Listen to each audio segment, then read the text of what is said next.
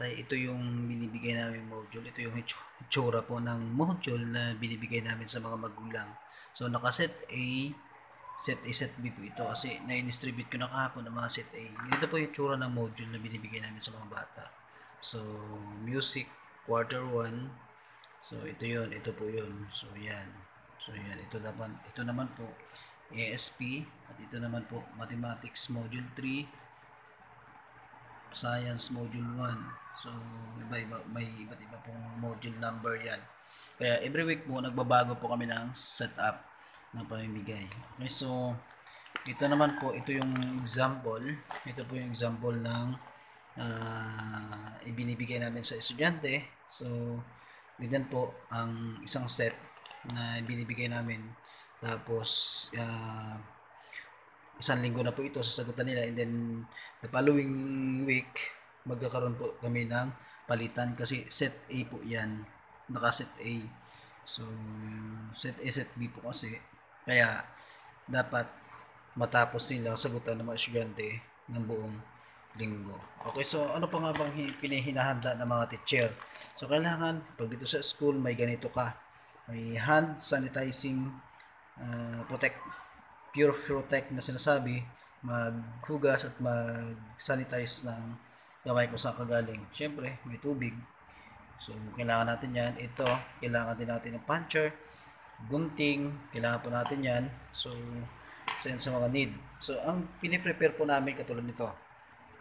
Itong folder po na ito, prepare po namin yan.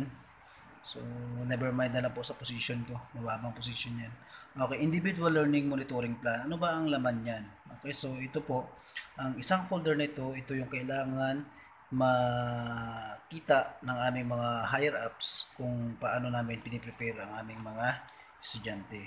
Okay, so individual learning monitoring plan. So, nandito pa lang po sa akin ay yung aming handbook.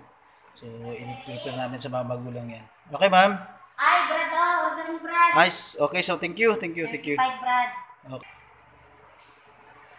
Okay, so tuloy po natin mga katatay. So ito po yung individual learning monitoring plan. May kukunin pa po ako doon at i-compile ko pa rito.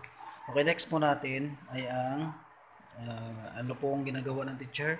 Okay, so weekly home learning plan. Ano naman ba ang ibig sabihin ng weekly home learning plan? So kung mapapansin nyo po dun sa face-to-face po natin, ang katumbas po nito ay yung lesson plan.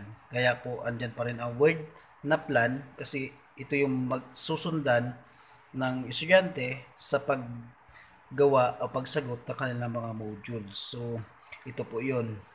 Dapat may hawak din po silang weekly home learning plan. Okay, so ito yung ipiprepare po ng advisor sa ibibigyan ang mga estudyante. Katulad po nito, so i-zoom po natin para makita po ninyo. Okay, so halimbawa sa Filipino, okay, so week 1, so makikita po natin. So dapat makikita po ito, learning competencies po, at saka yung time. Okay, may time po yan. Halimbawa Monday, 9:30 to 11:30. So learning area, Filipino 10. So, week 1. So, ano ba ang learning competency?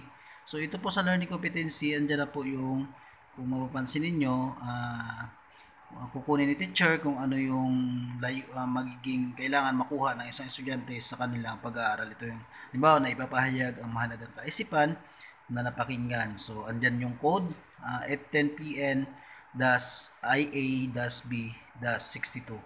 Okay, so number 2, natutukoy ang kahulugan at katangian at kahalagahan ng mitolohiya. Okay, so and so on and so forth na po yan. Hindi ko na po isa-isahin. Okay, next po, mayroon po dyan, 7, sa time po natin, 7 to 9. So, andito po yung breakfast, freshen up, exercise, and then prayer. Parang ito po ay magiging guide ng estudyante sa kanilang gawain sa kanilang tahanan. So, lesson 1. So, kung magsasagot na yung estudyante po natin, andyan po yung, halimbawa, number 1. So, ang lesson 1 nila ay Rome, katangian at kahalagahan. So, ang unang gagawin nila ay ang subukin. So, page 1 to 3, unang pagtataya. So, mayroon po silang pre-test na tinatawag po sa amin. So, sa kanilang, sasagutan po nila yan sa kanilang notebook. Yung sinasabi dyan ay kwaderno. Mapapansin nyo po sa subukin page 1 to 3, unang pagtataya. Okay, next po, balikan sa page 3 pa rin, meron po naka-specific po dyan na panuto na susundan ng mga estudyante. So, dapat ang mga estudyante ay binabasa po nila ang Week Home Learning Plan o in short, WHLP na tinatawag po namin. So, sa last, may mga so on and so forth po. Pag sinabing weekly home learning plan, lahat po ng subject na kanilang sasagutan ay nandito po sa isang linggong na tinatawag namin weekly home learning plan o WHLP. Okay po. So, yan po ay weekly home learning plan. Next po, natin ipapakita ano ba ang ginagawa ng teacher. List of learners and parents with contact number.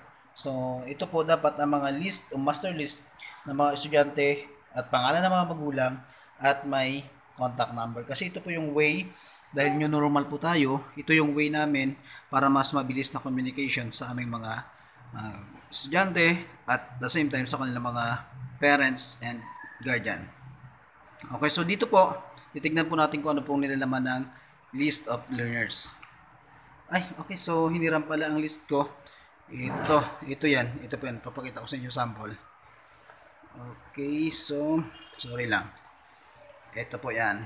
Okay, so, ito ang master list ng aking advisory class ngayong taon. So, as of October 5, so may total po tayo na 7 plus 12, so 39. So, may 39 students ako sa male. Mayroon pa akong 27 male students and female, mayroon pa akong 12 students. Okay, so next. So, ito ang master list. Another one, ito yung by clustering kasi ang paggagawa namin ng section. Okay, so halimbawa ako nasa cluster po ako ng Mapaya Boundary. Okay, so ito po yung name of students. And then dito po naman sa second column ay contact number. And then sa third column makikita po yung parents o guardian na nakasulat po dyan. Okay, so ayan po ang nilalaman ng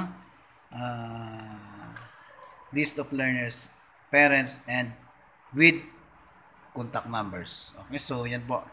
So yan po ang nilalaman yan.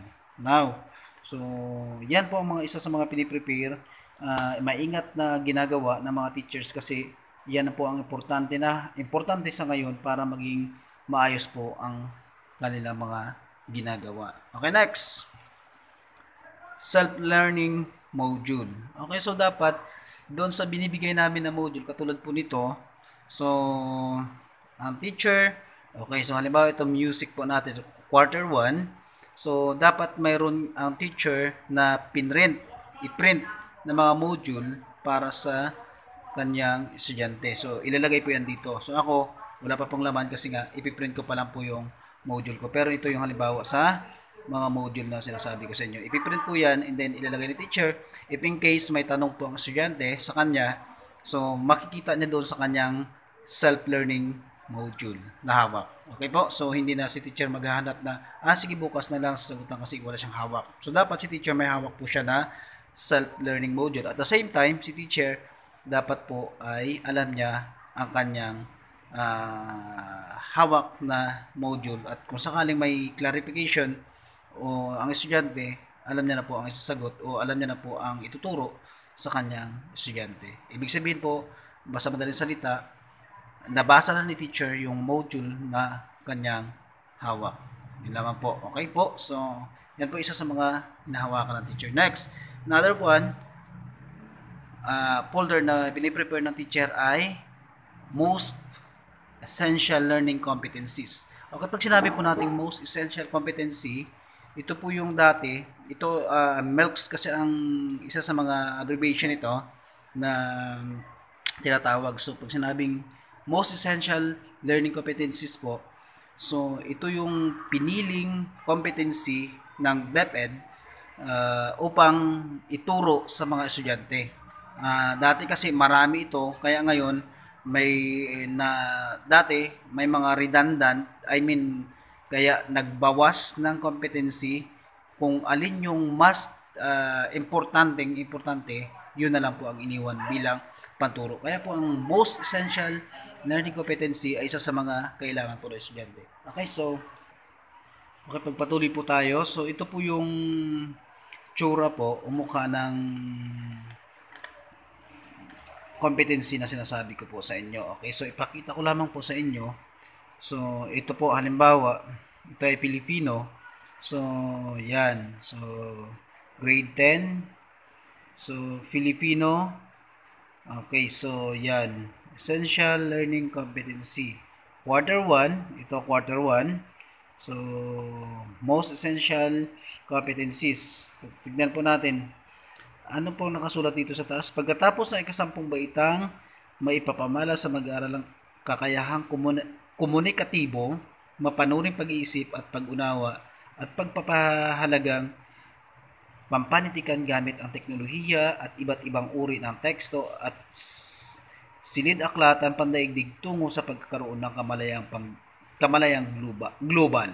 Okay, so una po, na ipapahayag o mahalagang kaisipan, pananaw sa napakinggang mitolohiya na iuugnay ang mahalagang kaisipan na kapalob sa bansang binasang akda na nangyari sa una, sariling karanasan, pangalawa, pamilya, pangatlo, pamayanan, lipunan, at daigdig. So, dito po, sa duration, mayroon pong time frame po dapat na nakalagay yan dyan. Mayroon pong time frame.